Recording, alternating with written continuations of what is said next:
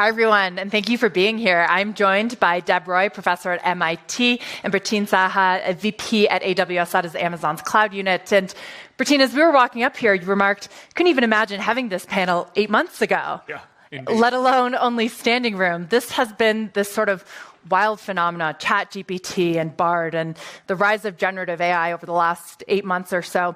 Maybe a quick show of hands before we get started.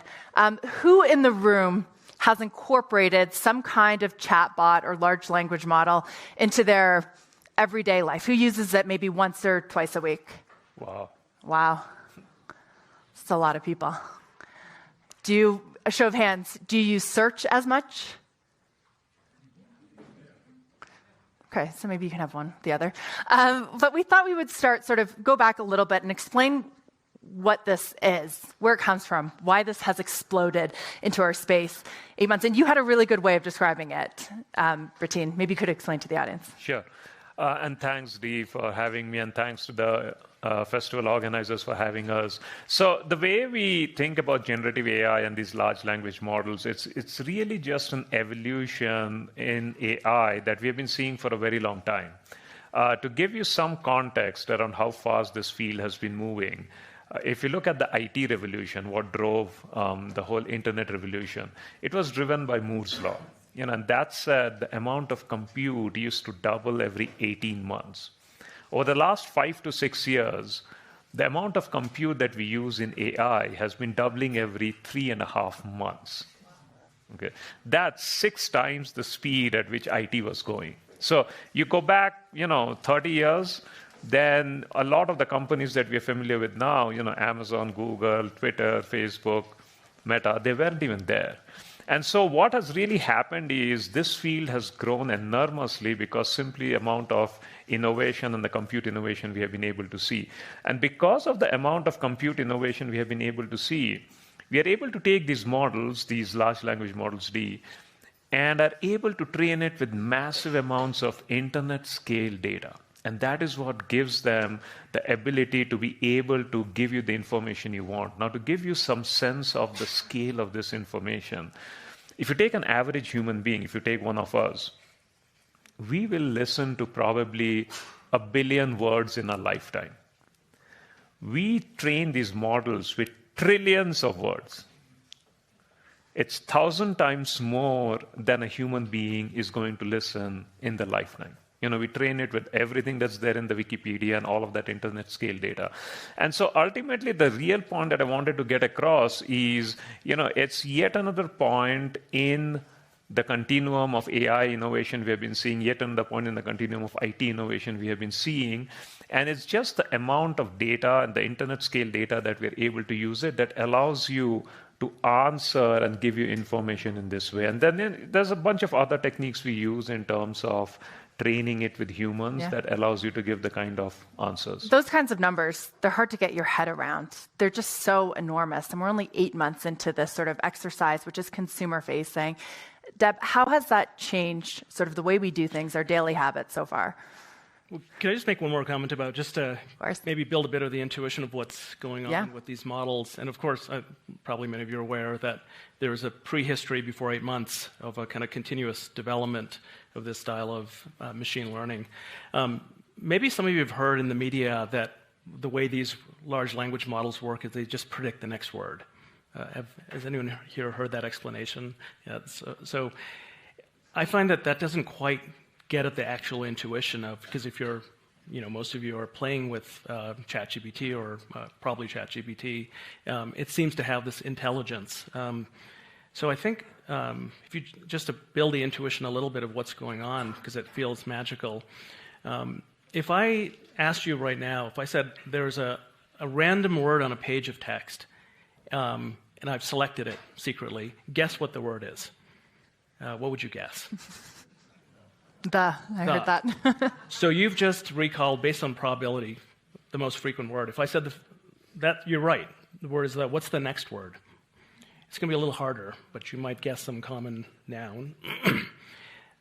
The more context I give you, the dog was acting erratic. Suddenly, it jumped up at me and you might say bit or some other.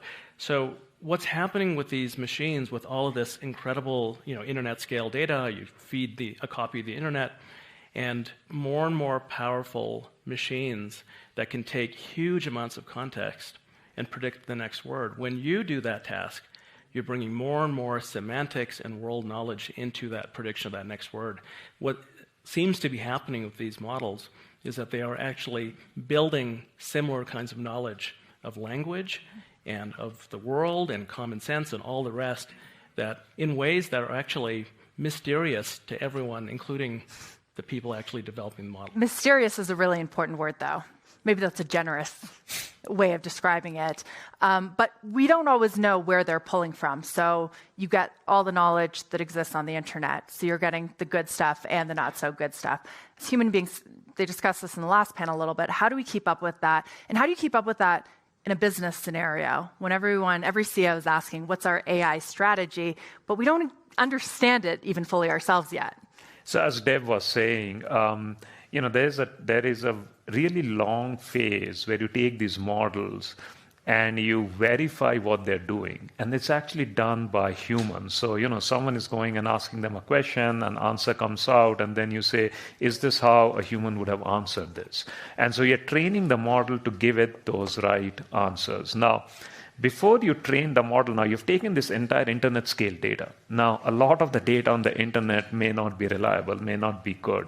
And so you have, before you train these models, there's this huge operation where you go in and you inspect the data, you filter the data out of toxic material, out of inaccurate material, out of biased material, and so on. So there's a lot of effort that goes into making sure that you are training these models with the right kind of data, and then after the models are making predictions, that you're actually checking and validating the output that it makes reasonable sense. And now, there's still some times when the LLMs there might be some cases when they don't really give the answers you want, and over time, the technology is going to keep getting better and better and keep going to get deployed. But there's a lot of work, that goes on in ensuring the reliability of the inputs and the outputs. But if a human only hears 1 billion words in their lifetime and these models are being trained on trillions and trillions of words, how does a human ever keep up?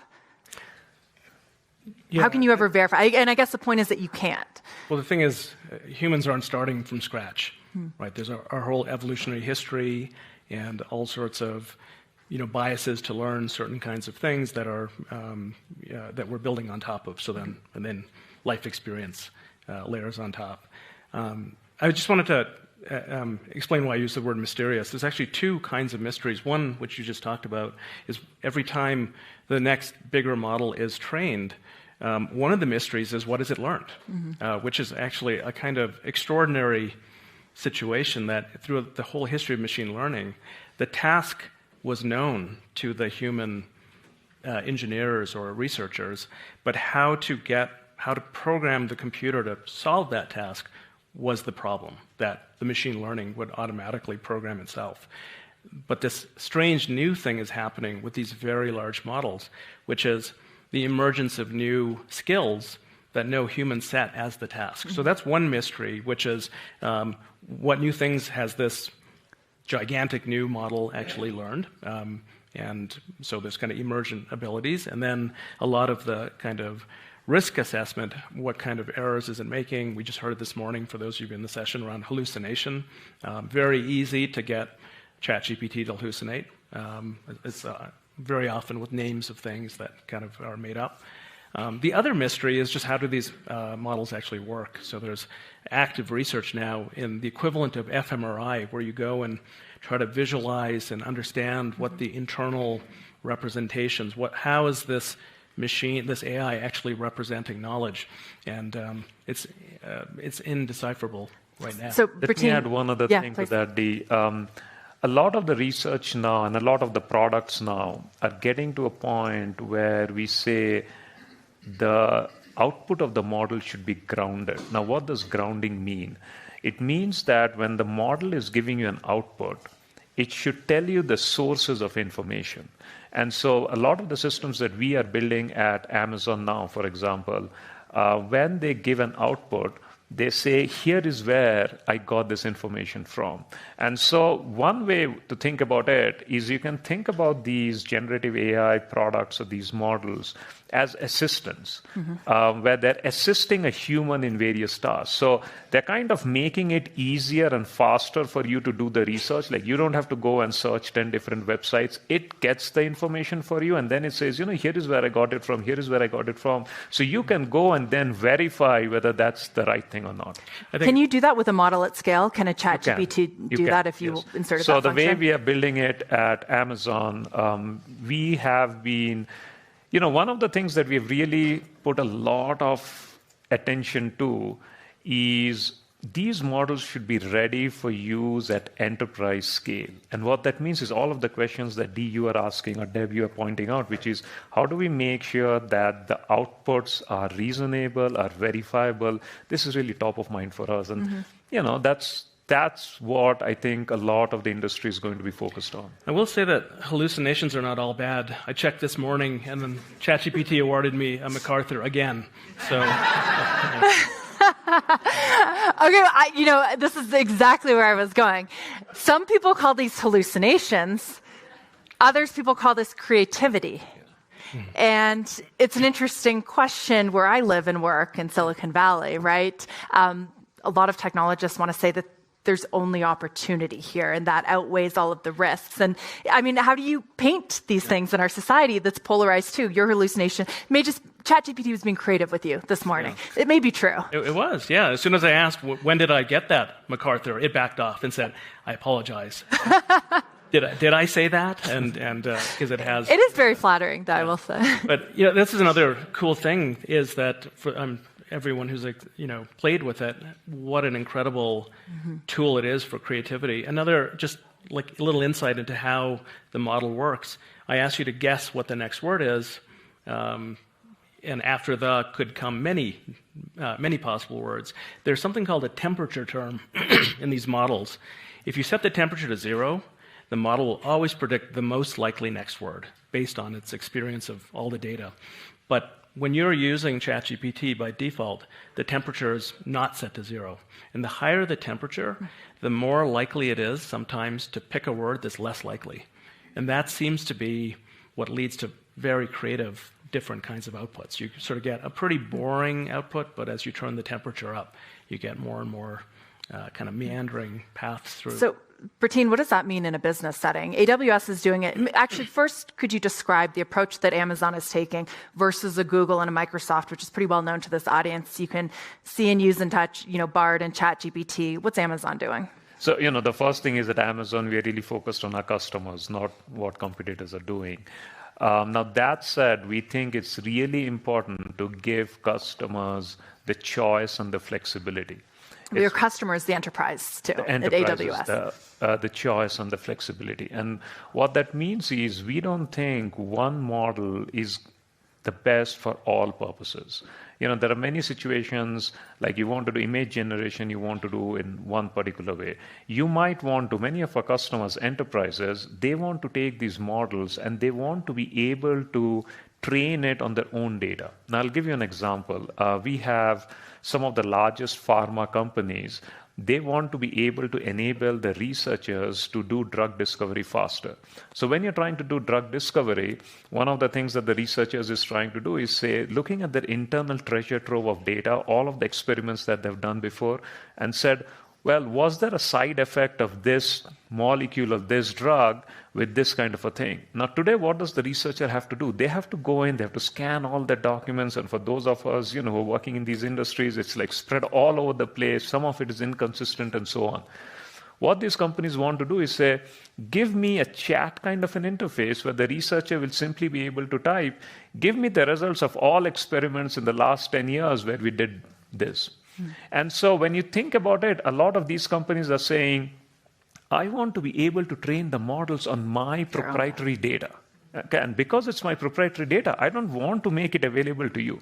So there are going to be very different ways in which companies and customers want to use it. And so the most important thing from our perspective is to give customers choice and flexibility. And that is why we have come out with Amazon Bedrock, where we give customers our own models, Amazon Titan models, as well as models from a lot of third-party companies. So it's not just Amazon, it's a lot of third-party companies and open source models. So, there's AI21, there's Anthropic, there's Stability.ai. And I think that tenet of it's not just one company, it's not just one model, but it's going to be a broad partnership with others where we want to give customers choice and flexibilities. I think what differentiates Amazon, in our view, is really, really, really important. You mentioned something important there, the idea that people want to hold on to the proprietary data. Yeah. Data's the gold in this sort of generative AI shift. So, Deb, does that create more walls, ultimately? Right now, everything is open, but companies, individuals are learning that that data is really valuable. And if you give it to a model like OpenAI, it's going to take that for everyone, right? Versus being able to monetize it themselves. I mean, it does create walls, but walls are sometimes a good thing, or boundaries, and rules of consent for how that data can flow and be used. So just like, so it makes sense if a company's got proprietary data that they're not going to want it out there. And there's this whole process called fine-tuning, so you can take a large language model that's been trained on the internet, and then you can tune it up, and it takes much less power and effort, and you do that with your proprietary data. That makes sense. It also makes sense down to individuals, if you have your personal data, right? And there's obviously been a lot of discussions in the social media space around who owns the data and data dignity and sort of the business models that actually leverage personal data. All of that carries over to large language models. There's an interesting analogy. We've had 20 years of exploring and discovering both the pluses and the minuses of social media. There's a very straightforward, in my mind, analogy, which is social media experiences are based on user-generated data, and then AI algorithms create a kind of experience which are undigested bits of content coming from different places, and the AI figures out how to kind of program your news feed. Generative AI is digesting all that content. So there's a synthesis step, which is extraordinary in terms of the advance, but the logic in terms of walls and data and ownership and all of the rest, there's a really clear analogy in my mind. And so thinking about how do you give consent for your data to be used, and then one of the challenges which separates social media and with generative AI, I think the kind of issues around intellectual property and data rights becomes much more complex, is once I give consent, if the machine learns based on my data and synthesizes it, there's no meaningful way for me to reach back in and get out. And who owns the new piece of data? Well, the metadata that's generated, the weights in the sort of the settings in the model, you can't kind of fish your own data back out. And so that's a interesting new space we have entered into, thinking about boundaries and ownership. And let me give a couple of examples of how a lot of our customers, a lot of enterprises are bringing really novel ways that are really impacting humanity in a very positive way. So the Chicago Department of Public Health, they took our AI models and they were able to train it on a lot of patient data. And what they discovered is that when you go like 10 to 15 miles outside of downtown Chicago, life expectancy goes down. They were then able to analyze it and figure out that it was because of different access to healthcare and certain preventative medicines were not being given, were not easily accessed to those people. So they were able to steer the healthcare to address that. And that's a huge outcome. We have customers, Coke being one of them, Coke, SKF, Baxter. They have taken these models and they have deployed it in their factories. Now, if you have seen a machine operate, when the machine is about to break, it kind of starts vibrating in a different way. And so what these companies have done is that they've taken these models and they have trained it on the kind of vibration that these machines do. And so we have sensors in Amazon, we call them Monitron. And so these sensors are put on these machines. They take the pressure, that temperature and the vibrations, and then machine learning models predict when the machine is about to break. And so now technicians are able to use AI to do predictive maintenance and make their lives a lot better. And so there are a lot of Veterans Affairs. The Department of Veterans Affairs is working with us on generative AI, and they're now coming up with functionality where veterans will be able to, just like ChatGPT, they'll be able to go and ask questions and say, what are the benefits that I'm entitled to, and so on and so forth. So there's a lot of, I don't want to kind of make it just one side. There's always going to be all good. I think we need to have a balanced view of it.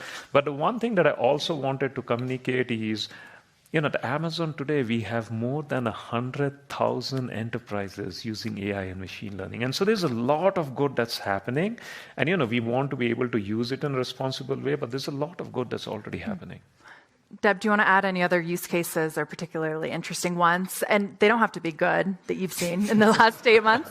Could use some nuance here.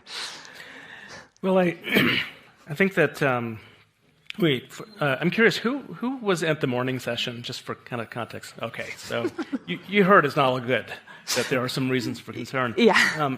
I think of, so clearly large language models are powerful.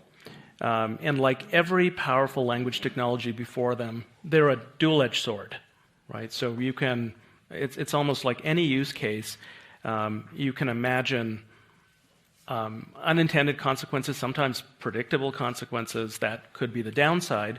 That doesn't mean we shouldn't pursue those use cases, but keeping them in mind and sort of keeping those in balance. So I think this is true of, if you go back in time for language technologies, you could consider the spoken word, but certainly the printed word and the printing press and broadcast media. In each case, there's harms that you can introduce, and there's a period of disruption. Large language models, almost kind of magical in their qualities, right? But is fundamentally a language technology. So I'll give you one use case that so I lead a research center for constructive communication at MIT. And we have been experimenting with large language models, which are extraordinarily good at emulating any style you wish. So we've worked with media partners. In fact, long before ChatGPT, worked with Frontline, documentary filmmaker, who was having trouble reaching an audience that was becoming more and more politically fragmented. They were losing their right-leaning audience, which historically they've always had a politically balanced audience. So we used language models, large language models, to rewrite their marketing copy as they were promoting new documentaries. There was a human in the loop, but it was a human's, the marketing team's language choices often had unintended biases. Right. If you use the word lived experience versus life experience, you're talking to two different parts of America. These models know these sorts of subtleties. So this is an example, for me, of a positive use case of helping someone who is intending to reach a diverse audience actually reflect on and correct their own blind spots. Could you measure that effect? Yes, we did. So we ran A/B field experiments where we ran marketing campaigns with the two different kinds of language and saw that the partisan gap was reduced by about 20% when the machine helped the humans write. That same technology can be used to create social wedges and drive people apart.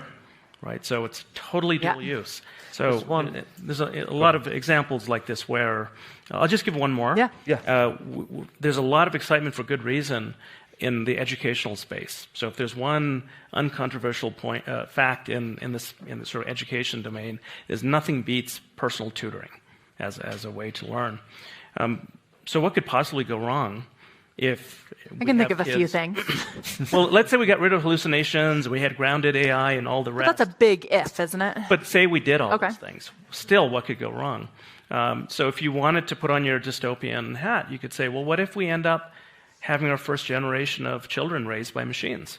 Because if that gives the child everything they need and you have this one-dimensional view of what it means to learn, it's a kind of information processing task, there could be a kind of disintermediation of humans having to deal with annoying classmates and teachers and all the rest. So there is actually ways you can Isn't that part, I mean, someone else could argue that that's part of your life skills, is dealing with annoying classmates, bad teachers. Absolutely. But there is a way to think about education where everything you get in school, if you kind of focus on what these large language models are good at, they could also be good at helping you get along with your classmates, just like we could help Frontline get along, connect with. But there's different ways you can deploy the same technology and accidentally isolate people. And it's this idea, right, that each kid could have their own tutor with an IQ of 140 that is infinitely patient, that knows exactly what they need, right? But let me look at the flip side of this, sort of on the business case as well. It was a few months ago, Bratin, you say you have, hundreds of thousands of customers on AWS. We often look at the company side, and the business models that have opportunities are here or going to be eviscerated by generative AI. Not really so clear cut, but Chegg, which is an education technology company which provides tutors, I think their stock went down like 30% or something, 20-30% in one session because investors realized that generative AI could replace exactly what they did. How do you, with so many different customers, enterprise customers, across so many different business models, how do you think of that? And how are you going to tailor this new program that Amazon has to each individual business, one that may have an opportunity here, one that may be killed by generative AI? Ultimately, we think it's really important for customers to figure out, companies to figure out how they're going to use AI as part of the strategy. This is really the relentless march of technology. You want to be able to leverage the latest tools and the latest benefits to be able to do that. Like, I'll give you one example that goes from the last example that Deb and you were talking about, you could be a software company today, and you could say, I'm going to do software the way it was always done. Or you could say, you know what, I'm going to harness generative AI to do software and to do more software, to do more productive software. So today, you have products like Amazon Code Whisperer, where you just type in English, and it gives code out to you. And we have seen that it makes software developers more than 50% productive, 50% more productive. So I think the key in here is that you want really to be able to figure out how you leverage technology to do more. I'll give you another example from Amazon. In our fulfillment centers, we use robots, a lot of robotics, right? And there was a fear that, okay, if you're using robotics, that would lead to other consequences. Now, it would eliminate jobs, right? That was the big fear. Right?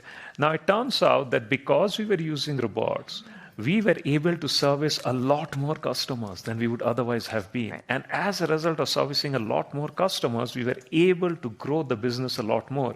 And in return, it actually created more jobs than if it hadn't used robots. So you're asking a great question, Dee. I think today, every company and every board should really be thinking about how do we leverage this technology to make our employees more productive, make our customer service more friendly, innovate more with products, because you really can use this to transform your business. Deb, how certain can we be that AI is going to create higher skilled, more efficient jobs versus just wiping out a ton of jobs? Not very. The question is how certain we can be. I think that it's not the first time we have a powerful technology that is clearly going to displace some significant part of what people spend their time doing. The speed at which it has arrived is new, right? I mean, I think when people have looked for an analogy of how pervasive and sort of significant might this be, I think there's a lot of reason to believe some of the core challenges like hallucinations and so forth, there are ways to address them. So let's assume those happen. That this might be a technology on par with electricity. If you think about electricity, imagine when most of work was physical, and now you could take this magical cable, plug it in to the right kind of machines, and those machines could do more physical labor than any human, and that just has an extraordinary effect in displacing labor.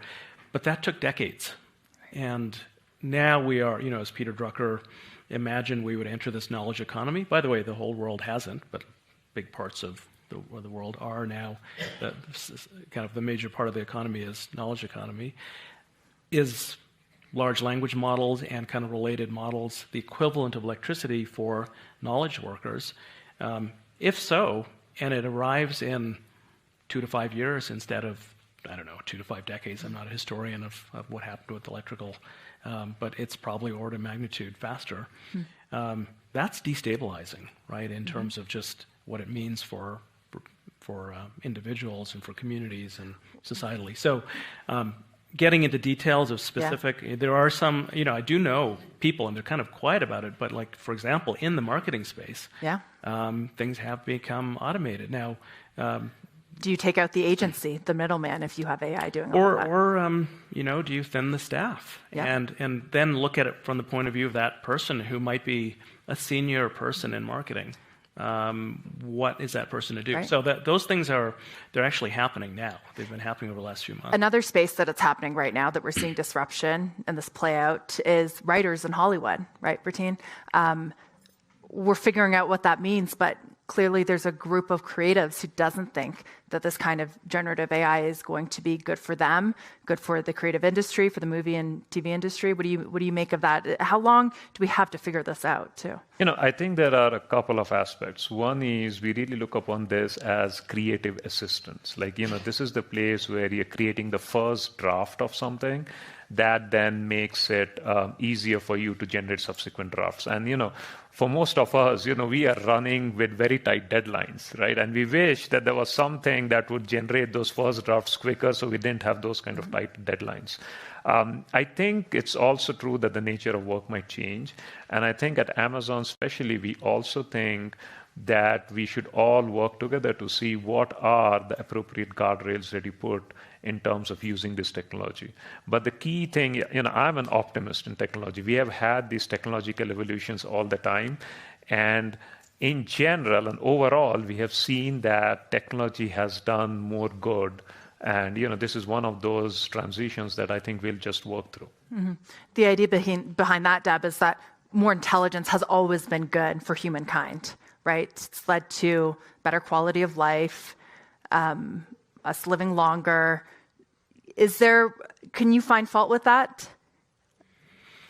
Well, I always see kind of two sides to things like that. So, I think it's a very general question you've asked, but I think about how we think about progress in technology. If you just sort of zoom out a little bit, there's a kind of definition, at least say a Western definition of progress, where being able to act at a distance with more ease. So think about the evolution of transportation, right? I can now get what I want from anywhere in the world with less and less friction. In communication, being able to reach a distance, obviously the internet, kind of the ultimate form of that. Weaponry, being able to kill at a distance. We heard about click to kill, right? Just taking the friction out. So action at a distance, the more you can act with little friction and kind of collapse kind of spatial distance, has been one way to define progress. And there's obviously incredible upside. We're all here and enjoying the benefits of that. There's a downside, which is as you have the ability to act at a distance, the repercussions, the potential negative effects of your action are also at a distance. And it takes longer for that feedback loop to come back. In control theory, when you think about self-regulation, how do animals and humans self-regulate, how as communities do we self-regulate, ecology self-regulate, the good kind of feedback, it's a little paradoxical, is called negative feedback. It's that negative feedback that tells you how to correct your behavior. And as you act at a distance, that negative feedback becomes more and more diffuse. You can do a lot of damage before you realize the damage has been done.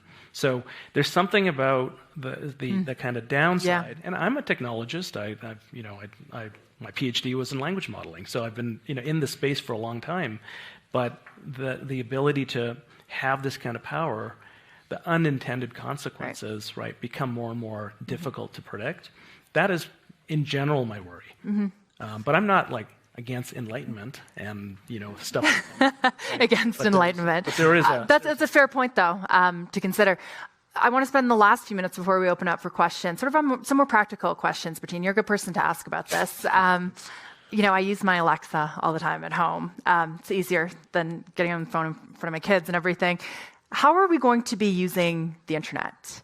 Does the browser change or go away altogether? What do you think? I think you will likely be using a lot more of AI-powered assistant, potentially. Like you can imagine today you would have to go in and say, we had to do, okay, we need to get to Aspen for the Aspen Ideas Festival, and where do we stay, and when do we get in, and all of those. You can imagine you would be able to just send a question to an assistant and say, hey, I need to go to Aspen, and I need to be in time for this, and by the way, I need to arrive the day earlier because I need to attend a dinner, and so on and so forth. Were you typing that question, or are you saying it? You're just saying it. Or is it an app? Ultimately, you're just saying it. Like, ultimately, there's probably an Alexa, and you're saying, hey, Alexa, there's this thing next week. Just plan this trip out. Or Siri. Or Siri, or someone else. Siri, what's that? Or, anyone of these speakers. Maybe Sydney. Yeah. So you can imagine that we are ultimately going to go there where that would be able to, that thing would be able to translate your voice, your interaction, be able to just search the internet, get the best deals, and do the work for you. Comes back to the idea of an assistant, right? Because that voice, whatever it is talking to you, knows exactly your preferences, where you've traveled before, what you're looking for, what kind of, high-end, low-end, budget, expensive hotel, right? So that makes it and that is where different than search today. Yeah, and that is where the notion that we talked about before, that you may want, its choice and flexibility thing is so important, because there might be some use cases where you don't need that personalization. There will be some other use cases where you need that personalization. And so that is why this notion of giving choice and flexibility to customers is so core to what we are doing at Amazon, and we think is really essential as this field evolves. Deb, should I be worried about the questions I'm asking ChatGPT or Bard? Because sometimes I ask really dumb questions, and I think, who's going to see this? They know my username, they know who I am. How careful do you have to be with how you're getting data and inputting data at the moment? Well, there are companies that know a thing or two about the space that have told their employees to stop using these services, right? So I think I haven't read the fine print of ChatGPT. I am generally careful of what I type in.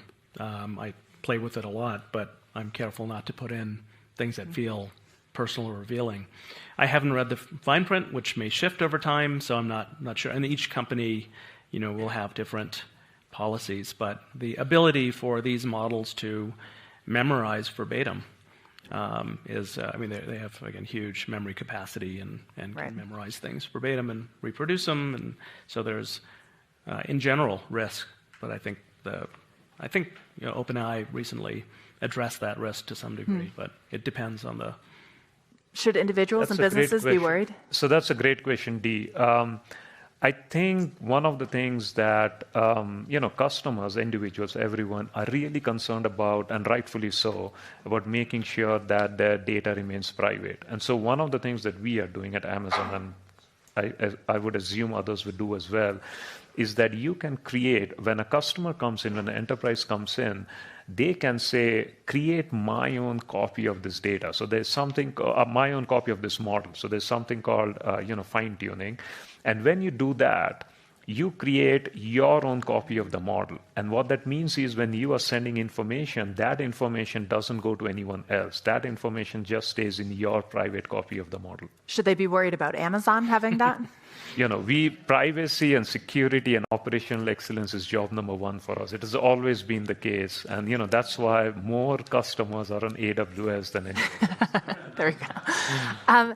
It raises the question, though, and this conversation we were having sort of earlier on in our discussion about data being the new gold, and how do startups, new companies, build in that environment if you're only starting at the beginning of that journey collecting data? And I guess my question, maybe I'll start with you, Deb, is big tech destined to be the winner here? Are they going to be the gatekeepers? Are they going to be creating the open and closed source models?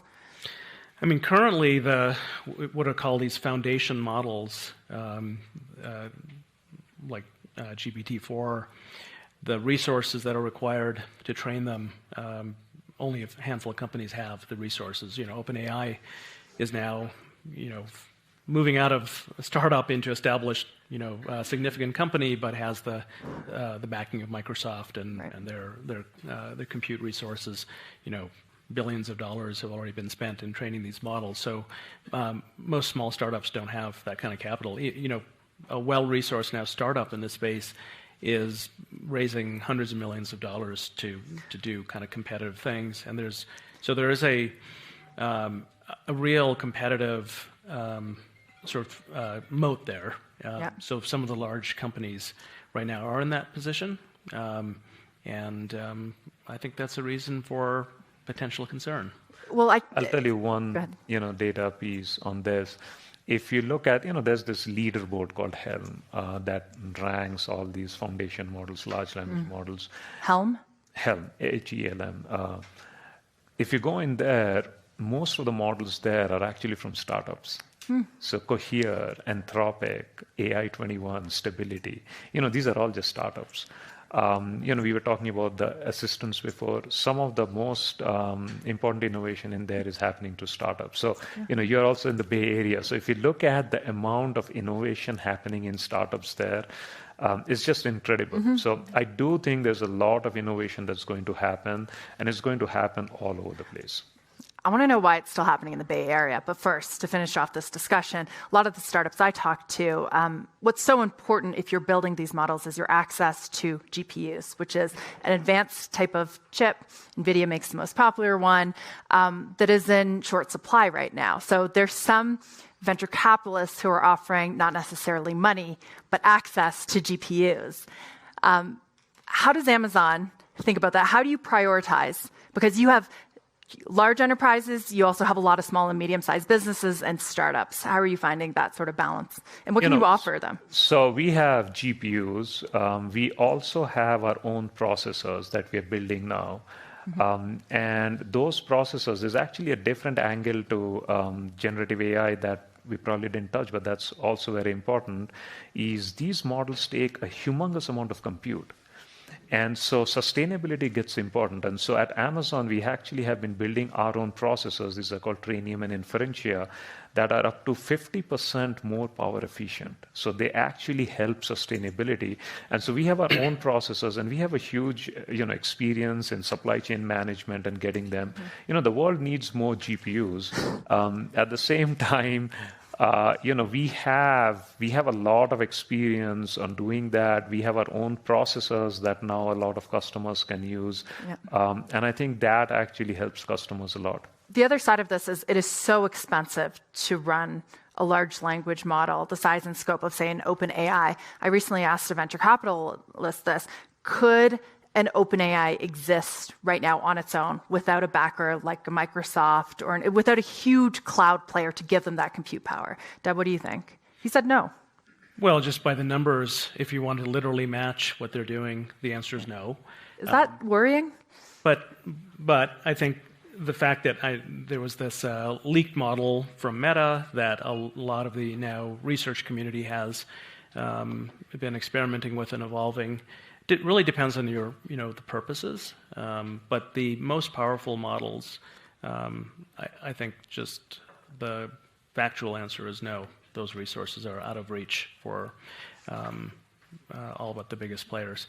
However, if they make them available, you can fine-tune those models, use them for your own purposes. So there's, as long as the business model supports that. If at some point it didn't, it's interesting again to look at analogies with social media. There was a period where, take Twitter, there was a whole ecology of apps that were built. These are viable businesses. Ditto with Facebook. And at some point, the business logic for the company changed, and they pulled back access. And a whole set You're talking about products that Twitter used to have. Yeah. Like, what was the TikTok so there were precursor? So the way it worked, you could create games and third-party apps that would use the social media platform as a kind of base layer. Call it the equivalent of a foundational model. It's like a foundational network. But if the company changes its mind, if the business logic changes, there's a dependency there, right? right? So that dependency is real. If you need to leverage or wish to leverage the most powerful model. There's one aspect I wanted to briefly touch on. And then I want to get to Q&A, so get ready for your question. And that is the role of open source. And now there are, as Dave was alluding to it, now there are a lot of open source models that are actually competitive with some of the best models. In fact, a couple of weeks back at Amazon, there was one of the most competitive open source models called Falcon that was actually released as well. And now you can take a lot of these open source models. Many customers are actually doing it. We have a lot of our customers who are now just starting with those open source models and then tuning it. So that would be another great thing that democratizes the use of this technology. Right. Let's go to questions. I think I saw you in the green shirt first. Okay, question. So I'm not sure if you read the leak memo from Google. Oh, thank you. Teresa, I have an AI company in healthcare. So I was curious if you read the leaked memo from Google where they talked about we don't have a moat, OpenAI doesn't either.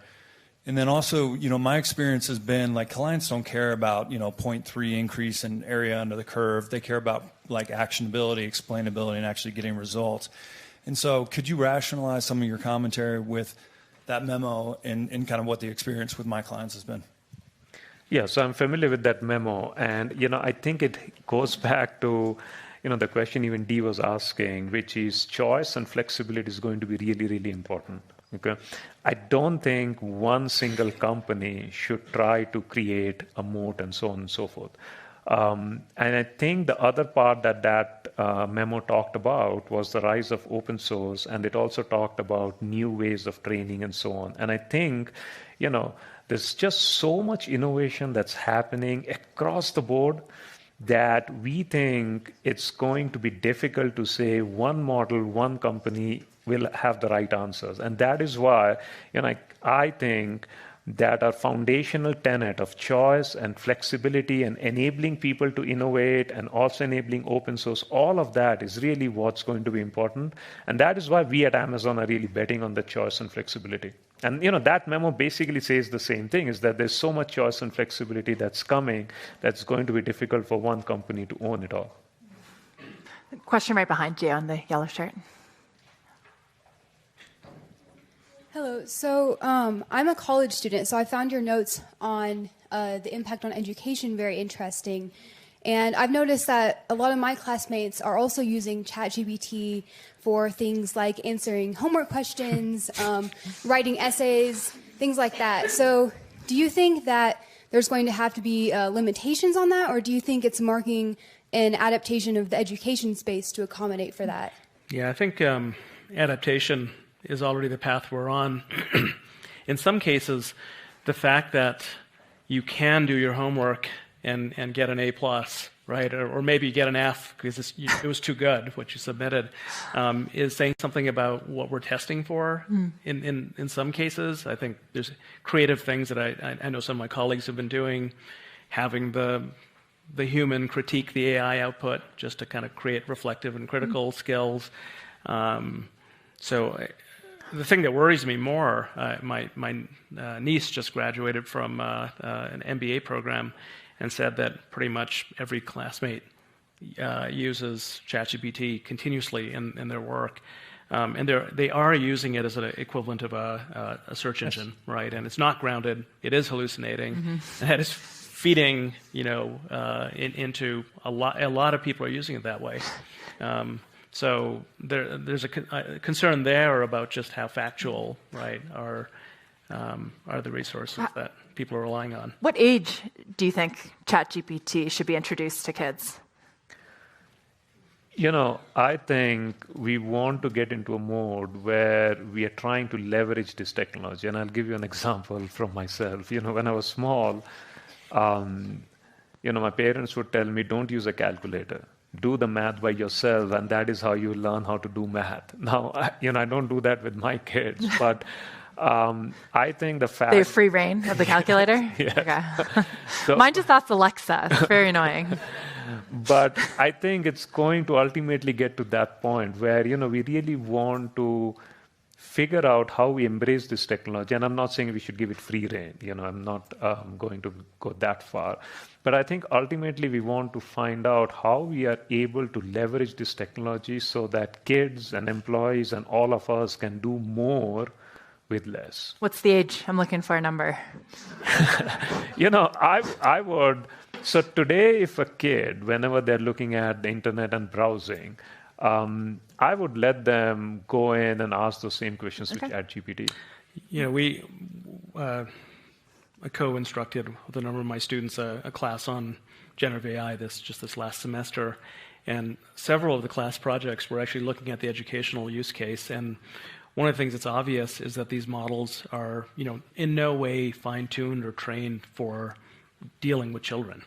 And so kind of, this idea of age-appropriate interactions is not something that are in the models. And that may run pretty deep. Like, it's not clear whether you can fine-tune your way out of that. We just don't know. But the students didn't have much trouble. So you think older then? Yes, or, with guardrails coming from humans, not the technology. Maybe you could have like a child chat GPT. I think you'll ultimately get to a point, because today you can imagine a child can go on the internet and search many sites, but then if you do it through a chat GPT, you can actually have filters that say, make sure you're only sending this kind of appropriate content, because you can scan the content before you send it to the kid. And of course, the idea that children can just go on the internet itself is, we've just accepted that, but you have to learn how to drive before you get on the road, but you don't have to be licensed to be on the internet. And I'm sorry, we've reached the end, guys. That was such a good discussion. We could have gone for longer. But thank you, everyone. Can we do one more? Okay, sorry, I saw someone back here. One more in the white scarf, please. Sorry. Diana Lady Dugan, Center for Strategic and International Studies and Cyber Century Forum. This is the first time I've heard anyone talk about education. And if I may humbly suggest, in fact, I've gotten backed into catalyzing some initiatives relating to teaching children how to not only use AI, but I look at how do they learn critical thinking? How do they learn to learn? How do they learn the ethics? How do they learn to question and challenge? And I look at the latest thing, my 14-year-old grandson was using Chat GPT to do a paper last semester. And he was, of course, very proud of it. And he's very smart, but they're still thinking this is so cool, and so this is what they should embrace. Is there anyone that you know of who's really taking I'm working with 2 universities right now, but is there anyone that you know of who is really taking charge in terms of programs directed at kids, as opposed to parental or schools kind of saying, these are the rules? MIT has, I'm sure there are many others, MIT has a pretty significant K-12 AI education program. In fact, Amazon is a partner. There's a whole program with many faculty involved and school partners. I guess I'll just make one last comment about this, which is, I think we all individually and as parents and as communities and as society as a whole are going to be faced with many choices for how we bring this powerful technology into our lives. And one way to just think about a metaphor is this the equivalent of a kind of crutch that you become dependent on? And because you grew up with calculators, you can no longer do basic arithmetic. Or is it to be used as training wheels that actually help you skill up, and maybe sometimes you cast away because now you can just cycle? There's a choice, and I think, I don't know if the studies have been done of what happened with calculators becoming pervasive, what's happened to our arithmetic skills. I'm sure there's distribution across, people. So as we think about our kids, I hope they're training wheels and not crutches. That was a great question. I'm glad that we got that in. Thank you, everyone, for participating and listening. Thank you. Thanks for watching our YouTube channel. Follow today's top stories and breaking news by downloading the NBC News app.